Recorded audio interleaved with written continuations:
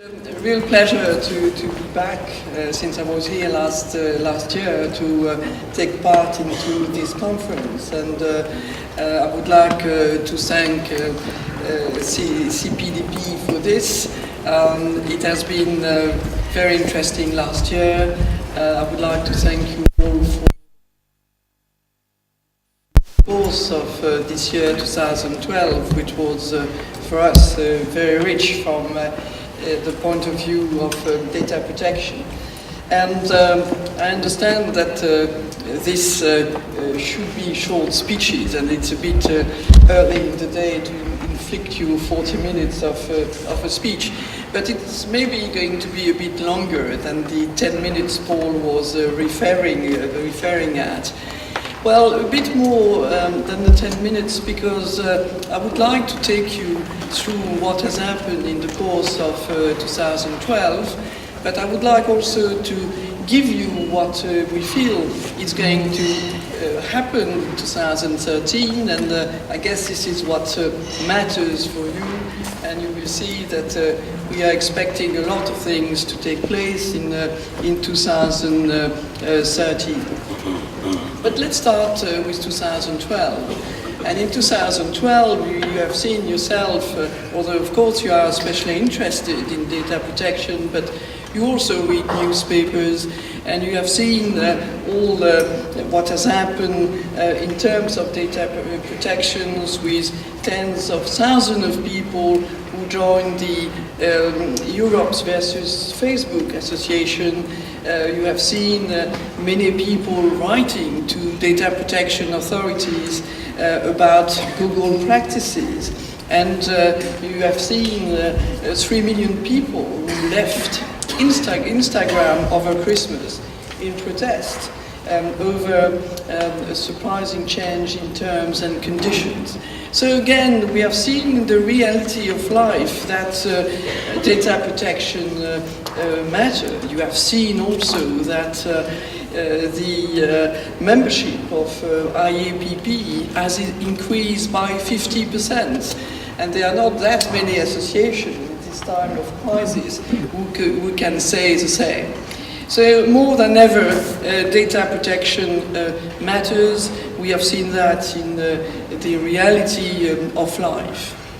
For us, 2012 has also been a year of myth-busting, because we had to defend our proposals, we had to clarify our proposals, and to say to everybody concerned, and to not only stakeholders, lobbyists, third countries, what is our proposal and what it is not.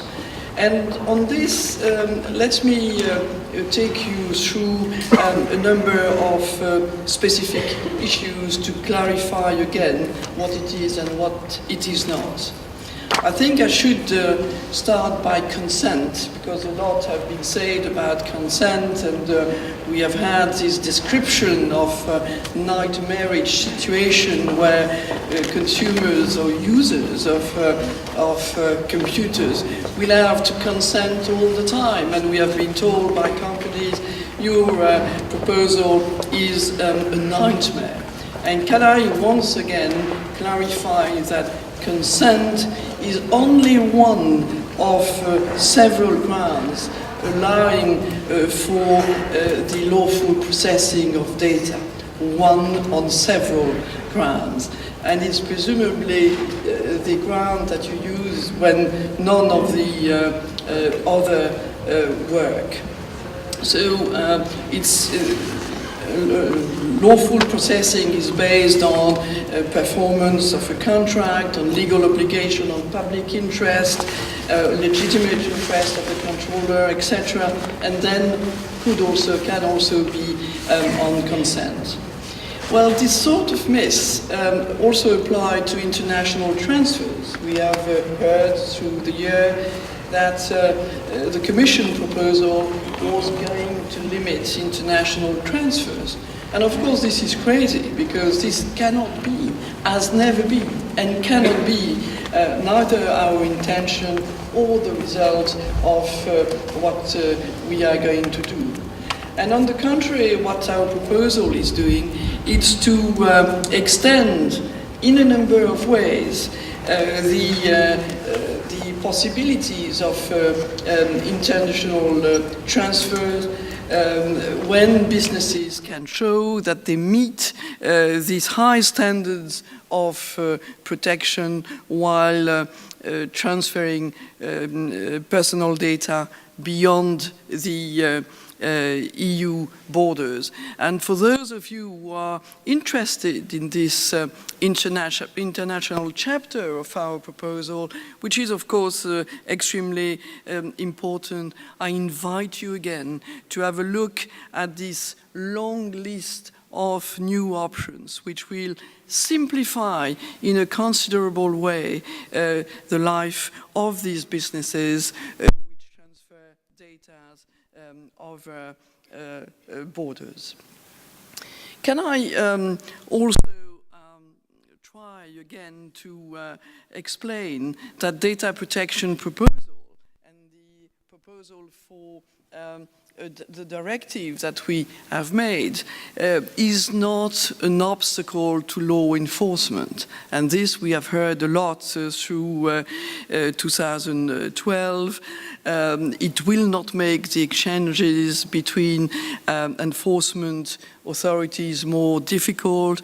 It will not require the renegotiation of thousands of agreements. This is not the case. It is grossly exaggerated. And it's clear that only these agreements that involve personal information sharing, which are lacking the appropriate data protection safeguards, will need to be re-examined. And they will be limited in number and limited in the provisions that will have to be rediscussed inside the agreement. So this is what we have been doing in 2012, clarifying, explaining our proposal, trying to convince, defending our case, because there was a lot of interest, both positive and negative, about our proposals. So what's going to happen in 2013? 2013 is for our proposal a defining moment, because it's very much the year where we would like to see a political agreement on it. It's very challenging because it is at the same time an important but also rather detailed set of proposals, but we very much believe that with the help of the Irish presidency, we can reach a political compromise in the course of the year. End of Irish presidency, June. Challenging, but it's possible. And I think there are very encouraging elements in order to reach these objectives. Well, first of all, the Cyprus presidency has worked very well on the proposal. It was not easy to start with, but they have managed certainly to move the proposal very much. Irish presidency has planned a huge amount of meetings on this, and I think that by the end of next week, the first reading of the proposal of the regulation will be finished. So this is certainly impressive, and I can say that things are moving fast, and not only moving fast, but I think also moving it doesn't endanger or put at stake the quality of the proposal.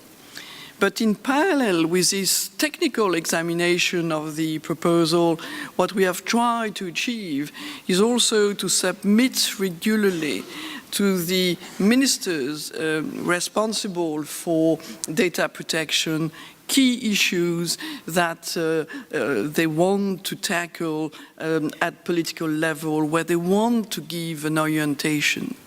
And we have had issues like, for example, admin burden. And it's true that We heard from many quarters that the business in particular thought that the proposal was putting too much admin burden on companies. The ministers discussed this and gave orientation to the experts to reduce the admin burden, and this is what we are collectively trying to do in the current discussions. Well, the same applied to the number of delegated acts, too many. Said many, too many for the Commission, and it's true that we ourselves took the commitment to reduce in a substantial way the number of delegated acts. So all this is now being discussed in detail. The ministers last week also discussed issues like the right to be forgotten, which is a key element of the proposal because it's reinforced substantially the rights of the citizens to be in control of their data. And of course, in the proposal, we also were realistic about what we were asking companies, and we said in the proposal, take the reasonable steps, which in French is called une obligation de moyens. I never know what the English for this, but it's a nice expression in France. It's an obligation de moyens, and not an obligation of results. But of course, they have to take step for that. So indication on this, indication on the household exemption, which is very important because this is what most of the time you and me do on a Sunday afternoon on our computers. And of course, the same rules cannot apply to an individual who is operating his computer for private purposes at home and a business which processes data for gainful and financial purposes. So the ministers discussed this as well. They discussed administrative sanctions. We have heard a lot of things on administrative sanctions. Said this is awful, far too high. And again, what we are proposing in our regulation are maximum level for sanctions in these cases which are very serious. But the message we are trying to pass on administrative sanction is that these sanctions first must exist and they must be meaningful. Otherwise, data protection will not be taken seriously by business. But of course, we also say that these admin sanctions have to be proportionate and dissuasive. I'm already talking too much, but let me very briefly say two additional things. First of all, European Parliament. What is interesting, again, and what is very encouraging about the process for adoption of this proposal is that the European Parliament has done a remarkable job, and it has done it fast. And this is both on the regulation and on the directive. And what we like in this proposal by the European Parliament is that they are on our side when the issue is to defend the rights of the citizens. And our proposal was strongly to strengthen the right of the individual. It, of course, takes a very ambitious stance on the reform, and this is the work of Parliament, but it is a very positive contribution to the debate and the discussion which is taking place now. And again, they are also on the side of those who would like to have a political agreement on this proposal in the course of this year. So let me say 2 words. I promise will be two additional words on the future governance of data protection, because this is very important. And for the future governance of data protection, we of course have already the national data protection authorities that we value a lot, which are these independent bodies which implement the rules at national level, and of course Working Party 29. And what we are trying to do in our proposal is to make it a bit more systematic, and this is why we are proposing the creation of a board. 2 things about it. The board role remains consultative, and I think it is important for us, and it's important for an institutional point of view, that the EDPB has at the same time this independent role, but also remains consultative. The second aspect is that in the proposal we are suggesting a role for the Commission, and this has creating a lot of reaction.